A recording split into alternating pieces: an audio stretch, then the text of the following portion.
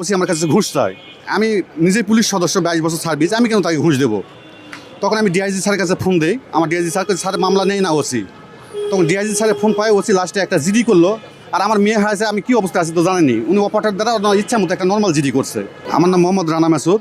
আমি একজন বাংলাদেশ পুলিশের সদস্য। আমি বর্তমানে বগুড়া জেলার আদমদিঘি থানায় কর্মরত আছি।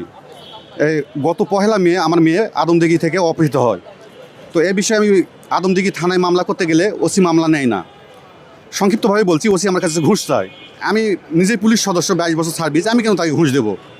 তখন আমি ডিআইজি স্যারের কাছে ফোন দিই। আমার ডিআইজি স্যার মামলা নেই না ওসি। তখন ডিআইজি স্যারের ফোন পায়, ওসি লাস্টে একটা জিডি করলো। আর আমার মেয়ে হয়েছে, আমি কী অবস্থা আছি তো জানেনি। উনি অপারেটর দ্বারা ওনার ইচ্ছা মতো একটা নর্মাল জিডি করছে, সেটা আমি সই করে ফেলছি।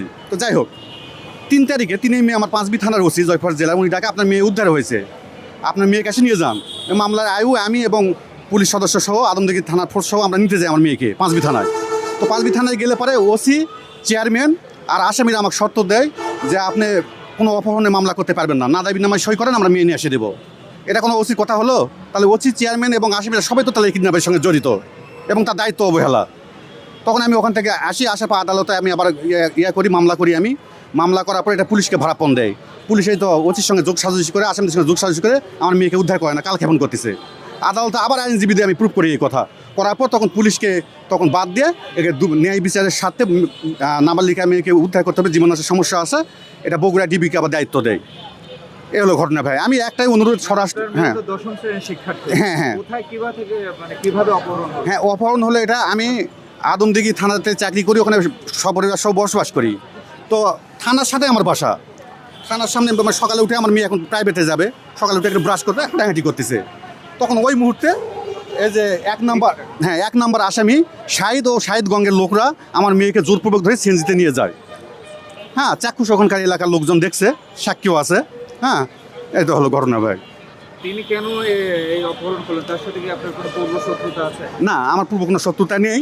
তবে আমরা একই জেলার লোক, তো ওই ছেলে নেশা করে এবং সে স্মাগলিং চক্রের সঙ্গে জড়িত এই ছেলে। তবে হ্যাঁ, আমাদের চিনে, অবশ্যই চিনে।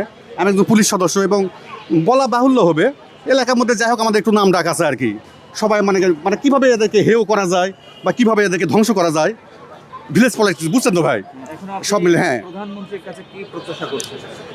আমার একটাই কথা প্রধানমন্ত্রীর কাছে, বাংলাদেশে যে একটা স্বাধীন রাষ্ট্র, এই যে বাংলাদেশে আমরা যে একটা মনে হচ্ছে একটা মগের মূল্যকের মতো, আমার মেয়ে অন্য মানুষ জিম্মি করে রাখছে, 1 মাস প্লাস হয়ে গেল।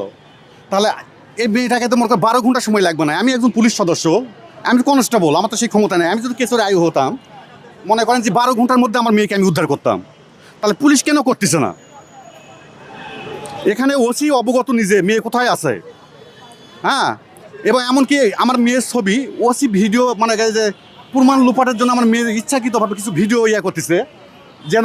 তাহলে এই ভিডিওগুলো ওসি কীভাবে পায়, মেয়ে যদি ওদের কাছে না থাকে? অপহরণের সাথে অবশ্যই জড়িত।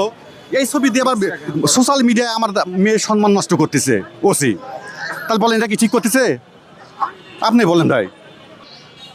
মাননীয় প্রধানমন্ত্রী এবং মাননীয় স্বরাষ্ট্রমন্ত্রীর কাছে আমার একটাই দাবি, তারা আমার এই মেয়ের বিষয়ে হস্তক্ষেপ করুক।